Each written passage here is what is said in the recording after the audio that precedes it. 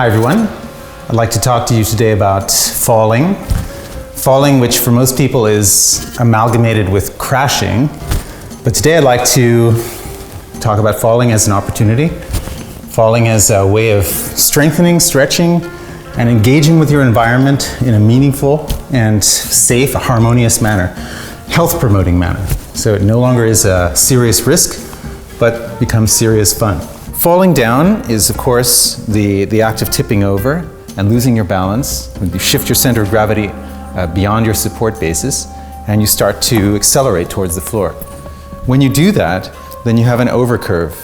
The geometry of your body starts to move towards the floor on an intercept trajectory. And when you have the overcurve all the way down, that represents a potential crash, right? So you could do something like this.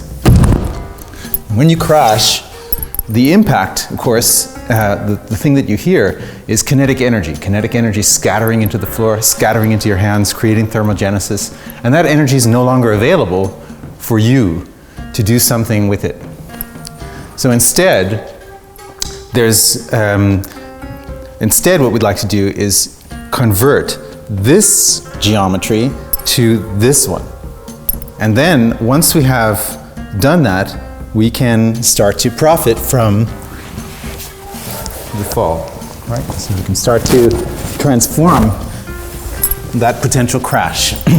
Now, when you first start learning how to fall, you want to go slow, right? Because going slow allows you to examine each of the micro moments on the way to the ground, right? So I'm going to take this slow. The first thing is I shift my weight to one side. Then I have an intercept leg. That's already a way to start to convert, right? Folding at the hip instead of crunching in the back. Folding at the hip is really good because that gets my hands into an advanced position. Once I got my hands there, I can start to also resist. And now I have the means, the struts, and also the hang point to be able to scoot back and start to convert so that I'm approximating the floor. So I'm just showing you one variant, but let me speed this up so you can see how that might work.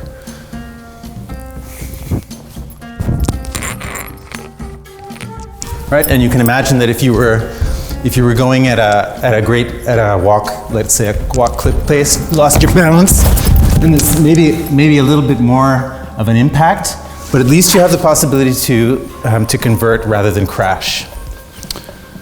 There's different ways of converting, but also if you want to work on a forward roll, right? So the first thing is really always to flex your hips. Flex your hips and start to move your back towards the ground, reach towards the ground. This is really the basic principle.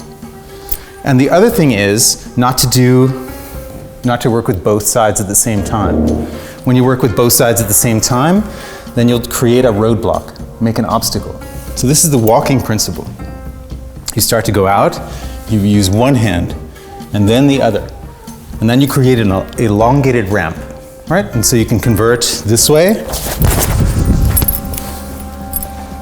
or you can convert this way, depending on what you need to do. Should I do that faster so you can see what it's like? That's a low friction situation, right? If it goes out from under you, you want to be able to transform that too. So basically, really, it's all about converting geometry. Let's say that I don't have the possibility to advance in space, just like that happened. Right, so something goes out from under me, I'm starting to go over, right? And now I have the option of turning. As I turn, I can do the same thing that I did when I was advancing in the room, right? I can convert this into that, right? So I'm approximating the transverse plane by using another vector. Yeah, so it's basically this notion of changing vectors. And getting up off the floor is reverse falling, right? So getting up off the floor is a chance to study how we get down. And that's really, actually really excellent advice. So anytime you're sitting down and you get up, It's your chance to study how to get down, actually. And you see a lot of people getting up like this, yeah, with their knees falling in varus, and struggling to get up like this. Well, here we go again. Asymmetry is a key, right? This leg does that leg does this. So then you have a sense of walking. You have a scale. You have a ladder up. One thing after the other.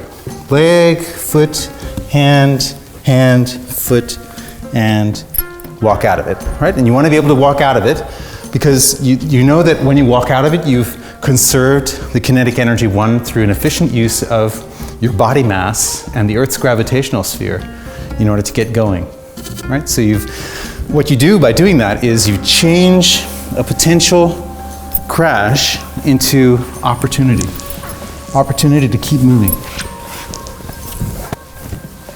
right? And working slow.